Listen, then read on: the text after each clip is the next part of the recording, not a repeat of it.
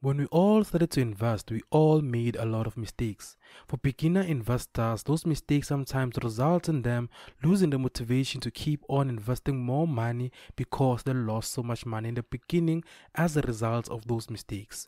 On today's episode of the Students Investor Podcast, I want to look into 5 common mistakes that a lot of beginner investors made in terms of their investments in stocks, whether it's the JSE, the New York stock market, or the Australian markets. We'll dive deep into those common mistakes and how we can avoid them or how we can fix them to ensure that we build the world that we all aspire to create.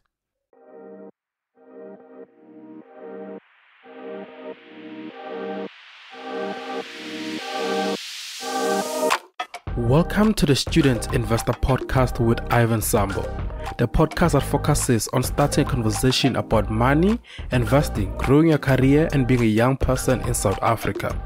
Our goal is to simplify the conversation so that we can all learn and grow as young people in South Africa. Hello, future millionaires and billionaires. Welcome to another episode of the Student Investor Podcast with Ivan Sambo. First of all, I just want to say thank you so much for the support you guys have been showing to this podcast. Not only are we doing very well in South Africa, but now we are spreading throughout the African continent. The Student Investor Podcast has been listened to people in Namibia, Eswatini, and Zambia as well, showing that there's so much need for this type of content.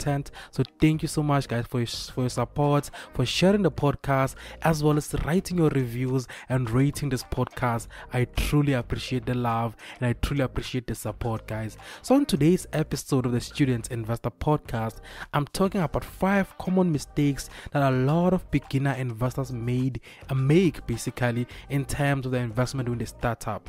I know when you start investing, you don't know a lot, and we all make mistakes, and you're entitled to make mistakes, but the most important thing is to learn from those mistakes and be able to avoid them in the future and be able to create so much wealth from the knowledge you got from those mistakes. So in today's episode, I'm looking at the 5 most common one that I see with my interaction with people I follow, with the interaction with the people that follow me and the environment around me, as well as how can you avoid them, and if you're already making those mistakes, how can you correct yourself so that you can be able to properly create the world you aspire into. So let's set the scene for today's episode and start with the first mistake I noticed with a lot of beginner investors. The first mistake is not understanding your level of risk tolerance. When you talk about risk tolerance, you're talking about the level of risk that you can take with your investment. Understanding this will help you understand what type of investments must you make, what type of companies in the JSE must you invest into in order to ensure that you don't panic sell, you don't panic buy companies that you need to even have in your portfolio. Let me use myself as an example.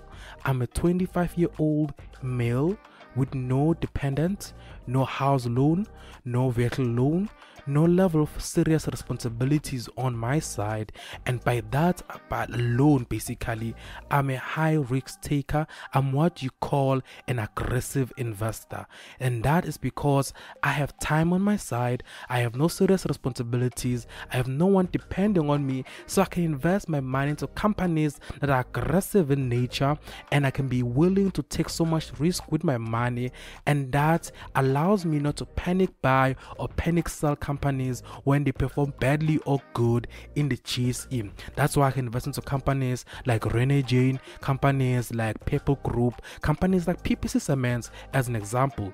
But for example, someone who's a 30-year-old female with 2 kids, married, with a house bond, as well as a car payments every single month, that individual cannot afford to be aggressive in investment and invest into companies that will go up and down every single day in a way that will make him panic sell and panic buy wrong things. So that's why understanding the level of risk that you can take as an individual and understanding what type of investor that you are will help you a lot in terms of your investment.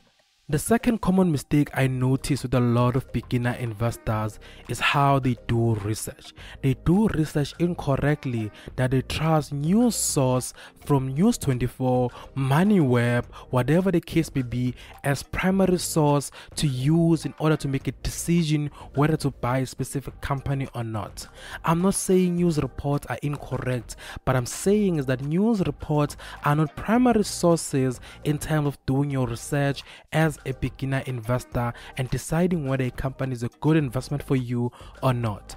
What you need to do as a beginner investor when doing research, first of all, for example, in specific individual company, is to go through their investor relation portal. Basically, an investor relation portal is what a company uses to publish all the information you need for you as an investor to make a decision to invest or not. That's where you find all their financial reports, their operational report, the history of the company, how the company is structured, the CEO, CFO, COO, board of directors, all the information you will need to make a good decision. You find it in the investor relation portal. And how do you get that investor relation portal? Let us use ShopRite for example. If you want to get the investor relation portal of ShopRite, what you will do is that you will go to Google and you Google the word ShopRite investor relation. And it's always the first link that will pop up, and you click on it and it will take you straight to the investor relation portal of ShopRite, and you'll get all the information you need. And when it comes to ETFs, I know in my previous episode I touched on what ETFs are, but when you come to doing research to buy shares of ETFs, exchange traded funds, what you do is that you go to Google as well and you look for what is called a minimum disclosure document of that specific ETF you are looking for. For example, you want to buy shares of the Centrix Top 40 ETF in the JSE. What you will do is that you will go to Google and you Google the word Centrix Top 40 ETF minimum disclosure document. That document on itself, on its own, guys, will give you all the information you need about that specific ETF, and you will make a decision whether it's a good investment for yourself or not.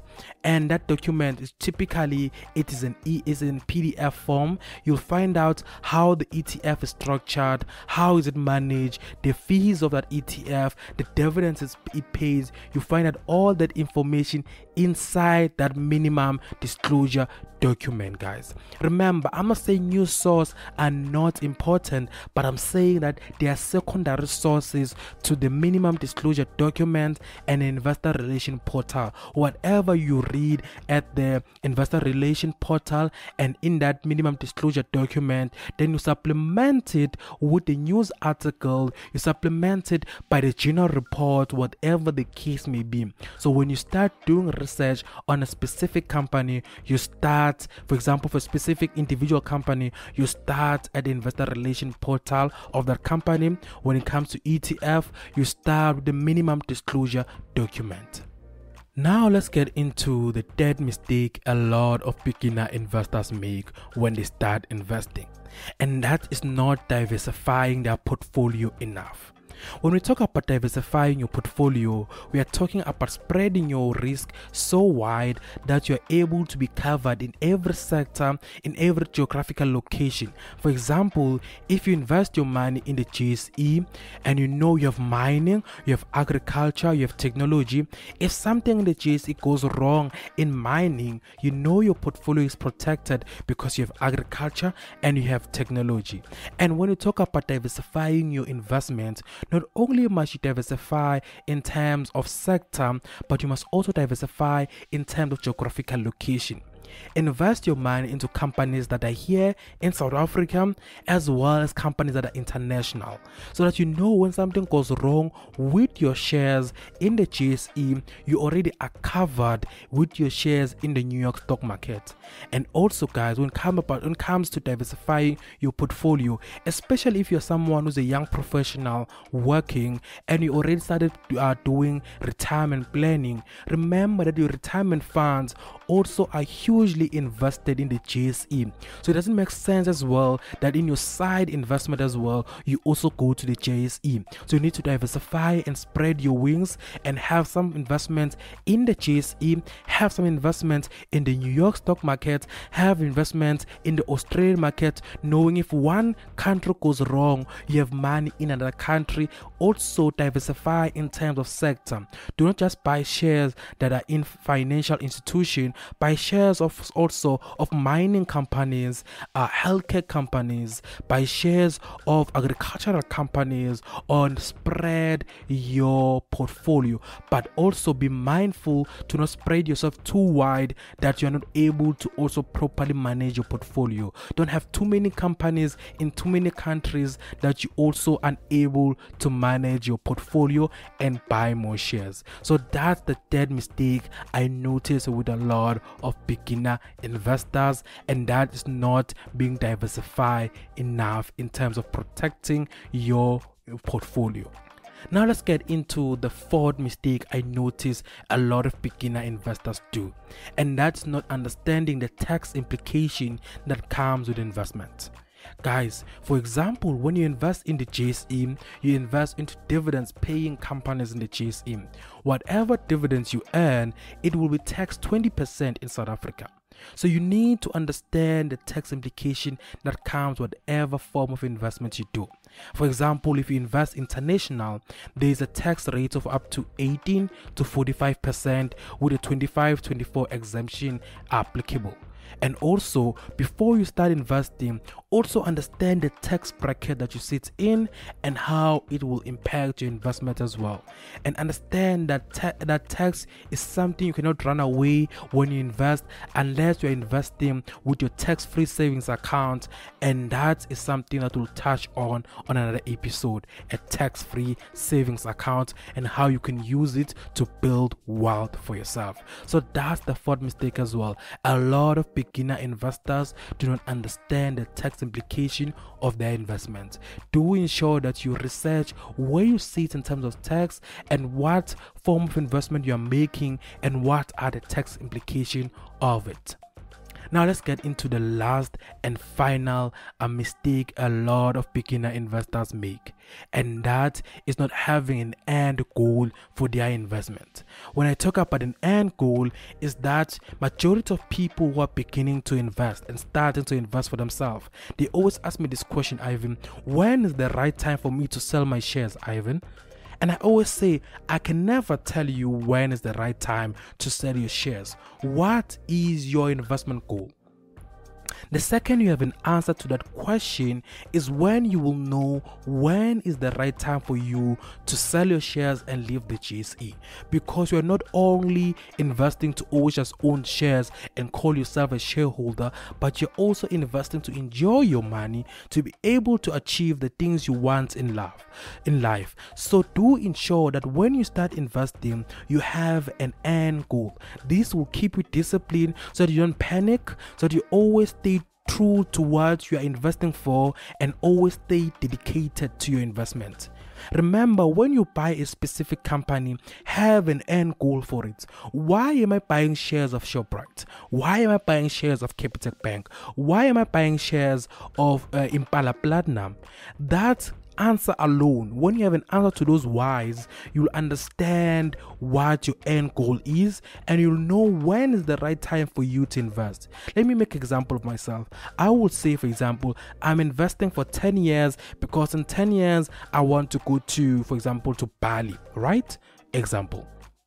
Then I'm gonna buy shares of company A, B, and C because according to my research, which I did by reading the investor relation portal of a specific company and reading the minimum disclosure document of a specific company and understanding my risk tolerance and understanding the tax implication and being diversified, I will buy these companies and I know in the next 5 years they'll take me to A to Z. And when I reach to Z, I'm selling and I'm leaving the JSE. It's important, guys, to not make the mistake of not having an end goal to your investment, because this will make you panic and everything pops up in your life. You are willing to sell your shares to cover whatever that thing is happening because you never had an end goal. You never had a reason why you were investing to start with. Have an end goal that will keep you disciplined, that will keep you dedicated, that will ensure you are able to reach your investment goals and you're able to achieve the wealth that you want. Because remember, guys, wealth is not just having the money, but it's able to spend that money on the things you always wanted. Because you don't want to stay in the GSE forever. We also want to enjoy life. We want to enjoy what life has to offer to us. As always, guys, I always love hearing from you, so please write to me. Do a review of my podcast on Apple Podcasts or Google Podcasts or Spotify.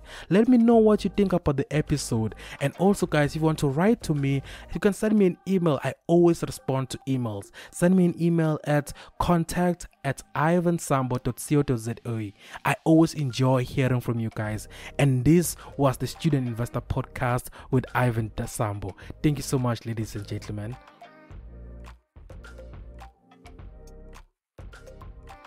I hope the conversation was inspiring and will lead you to take action to build the world that you want.